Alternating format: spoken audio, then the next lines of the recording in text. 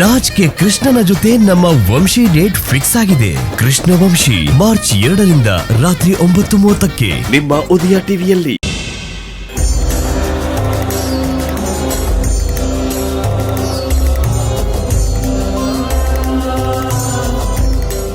ಅಣ್ಣ, ನನ್ನ ಹೆಂಡತಿ ನಂಬರ್ನ ಅವತ್ತು ಡಿಲೀಟ್ ಮಾಡಿಸಿದ್ನಲ್ಲ, ಅವಳ ಕಡೆಯಿಂದ ಮತ್ತೆ ಏನಾದ್ರೂ ಮೆಸೇಜ್ ಆಗ್ಲಿ ಫೋನ್ ಆಗ್ಲಿ ಬಂತಾ? ಇಲ್ಲ ಕಣೋ. ಯಾಕೆ ಬಂದಿಲ್ವಾ? ಏನಿಲ್ಲ ಅಣ್ಣ, ಸುಮ್ಮನೆ ಕೇಳಿದೆ.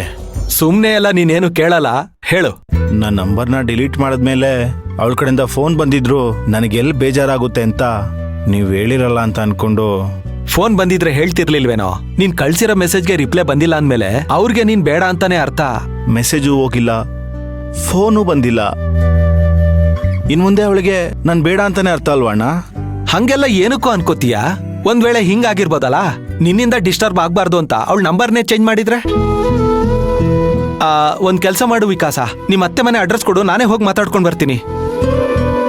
ನೀನ್ ಇದೇ ತರ ಯೋಚನೆ ಮಾಡ್ತಿದ್ರೆ ಕಾಯಿಲೆ ವಾಸಿ ಆಗಲ್ಲ, ಇನ್ನೂ ಜಾಸ್ತಿ ಆಗುತ್ತೆ. ನೀವ್ ಹೇಳೋದು ಸರಿ ಇದೆ ಅಣ್ಣ, ನನಗೂ ಬದುಕಬೇಕು ಅನ್ನೋ ಆಸೆ ಇದೆ. ಈಗಾಗ್ಲೇ ಅವಳು ನನ್ನ ಮೇಲೆ ತುಂಬಾ ಕೋಪ ಮಾಡ್ಕೊಂಡಿದ್ದಾಳೆ. ನಾನು ಅವಳ ಹತ್ರ ಹೋಗಿ ಕ್ಷಮೆ ಕೇಳಿದ್ರು ಅವಳು ನನ್ನನ್ನ ಯಾವುದೇ ಕಾರಣಕ್ಕೂ ಕ್ಷಮಿಸೋದೇ ಇಲ್ಲ. ಅವಳು ಮುಂದೆ ಮತ್ತೆ ಹೋಗಿ ಅವಮಾನ ಮಾಡಿಸ್ಕೊಳಕ್ಕೆ ನಾನ್ ತಯಾರಿಲ್ಲ. ನನ್ನ ಬಿಟ್ಬಿಡಿ. ಯಾಕೋ ಯಾವಾಗ್ಲೂ ನೆಗೆಟಿವ್ ಆಗೇ ಯೋಚನೆ ಮಾಡ್ತೀಯಲ್ಲ? ನನ್ನಿಂದ ಸುಕೃತ ತುಂಬಾ ಕಷ್ಟಪಟ್ಟಿದ್ದಾಳಣ್ಣ. ಇನ್ಮೇಲಿಂದನಾದ್ರೂ ಅವಳು ಹಾಯಾಗಿರ್ಲಿ ಬಿಡಿ. ನನ್ನ ಹಣೆ ಬರದಲ್ಲಿ ಹೀಗೆ ಬದುಕಬೇಕು ಅಂತ ಇದೆ ಅಂದಮೇಲೆ ಏನ್ ಮಾಡಕ್ಕಾಗುತ್ತೆ? ನಾನು ಹೀಗೆ ಇರ್ತೀನಿ. ನಾನು ದೂರ ಇರೋದ್ರಿಂದ ಸುಕೃತಂಗೆ ಒಳ್ಳೇದಾಗುತ್ತೆ ಅಂದ್ರೆ ನಾನು ಅವಳಿಂದ ದೂರಾನೇ ಇರ್ತೀನಿ. ಅದೇ ಸರಿ. ಏ ವಿಕಾಸ್, ನಿಂತ್ಕೊಳ್ಳೋ, ನನ್ನ ಮಾತು ಕೇಳೋ. ಅಮ್ಮ, ಶಂಕರು, ಮದುವೆ ಹಿಂದಿನ ದಿನದ ತನಕ ನಾನು ಅಲ್ಲೇ ಇರ್ತೀನಿ. ಎಲ್ಲ ಕೆಲಸಗಳನ್ನು ನೋಡ್ಕೊಂಡು ಹೋಗ್ತೀನಿ. ಸಾಧ್ಯ ಆದ್ರೆ ಅವತ್ತೇ ದೇವ್ರ ಮುಂದೆ ತಾಳಿ ಇಟ್ಟು ನಿನ್ ಕೈಲಿ ಕೊಟ್ಟು ಬರ್ತೀನಿ. ಯಜಮಾನ್ರೆ, ಅದೇ ನಡಿಬೇಕು ಅಂತ ನಾನು ಬಯಸ್ತಾ ಇದ್ದೀನಿ. ಅದೇನಂದ್ರೆ ಯಜಮಾನ್ರೆ, ನೋಡಿ, ನಾನು ನಿಮಗೆ ಹೇಗೆ ಪ್ರೀತಿ ಗೌರವನ ಕೊಡ್ತೀನೋ ಅದೇ ರೀತಿ ಅಮ್ಮವ್ರಿಗಾಗಿರ್ಲಿ ಅಚ್ಚಮ್ಮವ್ರಿಗಾಗಿರ್ಲಿ ಅದೇ ಪ್ರೀತಿ ಗೌರವ ಕೊಡ್ತೀನಿ. ಆದರೂ ನನ್ನ ಮದುವೆ ನಿಮ್ಮ ಕೈಯಾರೆ ನಡಿಬೇಕನ್ನೋದು ನನ್ನ ಆಸೆ. ತಾಳಿನ ನಿಮ್ಮ ಕೈಯಾರೆ ಕೊಟ್ರೇನೆ ನಾನು ಅದನ್ನ ಮದುವೆ ಕಟ್ಟಬೇಕು ಅಂತ ಅನ್ಕೊಂಡಿದ್ದೀನಿ. ಏನಮ್ಮ ಶಂಕರು ಹಿಂಗಂತಾನೆ? ಕಂದ, ಹಿಂಗ್ ಮಾಡಿದ್ರೆ ಹೆಂಗೆ? ಆ ಸ್ಪೆಷಲಿಸ್ಟ್ ಡಾಕ್ಟ್ರು ಮತ್ತೆ ಯಾವಾಗ ಬರ್ತಾರೆ ಅಂತ ಕೇಳ್ಕೊಮ್ಮ. ಓಕೆ. ಆ ಡೇಟ್ಗೆ ಒಂದ್ಸರಿ ಚೆಕಪ್ ಮಾಡಿಸ್ಬಿಡೋಣ. ಅವ್ರ ಹತ್ರ ಫೋನ್ ಮಾಡಿ ಈ ವಿಡಿಯೋ ಕಾಲಲ್ಲೇ ಒಂಥರ ಕಾನ್ಫರೆನ್ಸ್ ಅಂತದೇನೋ ಹೇಳ್ತಾರಲ್ಲ, ಆ ಥರದ್ದು ಏನಾರ ಮಾಡ್ಬೋದಂತ ಒಂದ್ಸರಿ ಕೇಳಮ್ಮ. ಸರಿ, ಓಕೆ. ಕೇಳ್ಬಿಟ್ಟು ನನಗೆ ಹೇಳು. ನಮ್ಗೆ ಶಂಕರು ಮನೆ ಮಗ ಅಲ್ವಾ, ಅವನ್ ಮದುವೆ ಮುಖ್ಯ ಅಲ್ವಾ ಕಂದ?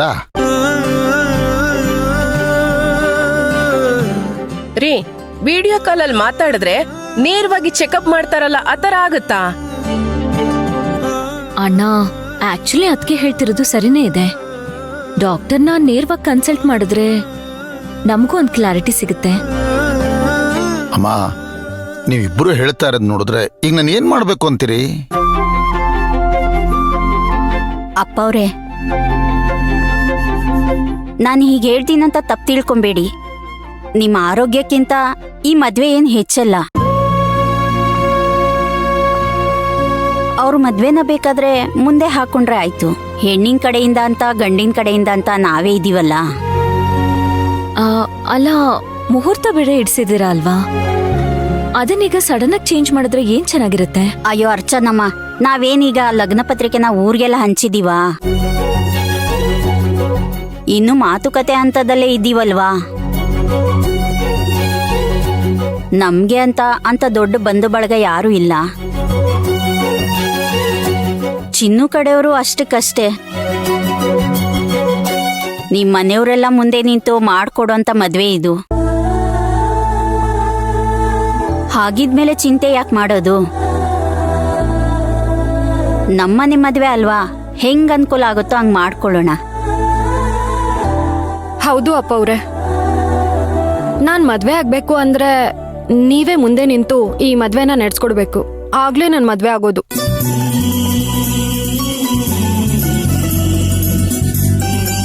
ಅದಾಗ್ಬೇಕಂದ್ರೆ ಮೊದಲು ನೀವು ಆರೋಗ್ಯವಾಗಿರ್ಬೇಕು. ನಾನೇನಾದ್ರೂ ತಪ್ಪು ಮಾತಾಡಿದ್ರೆ ದಯವಿಟ್ಟು ಕ್ಷಮಿಸ್ಬಿಡಿ. ಏನಪ್ಪ ಚಿನ್ನು, ನಾನು ಹೀಗೆ ಹೇಳಿದ್ಕೆ ನಿಂಗೇನ್ ಬೇಜಾರಿಲ್ಲ ತಾನೇ? ಅಯ್ಯಯ್ಯೋ, ನನಗೇನು ಬೇಜಾರಿಲ್ಲ ಅತ್ತೆ.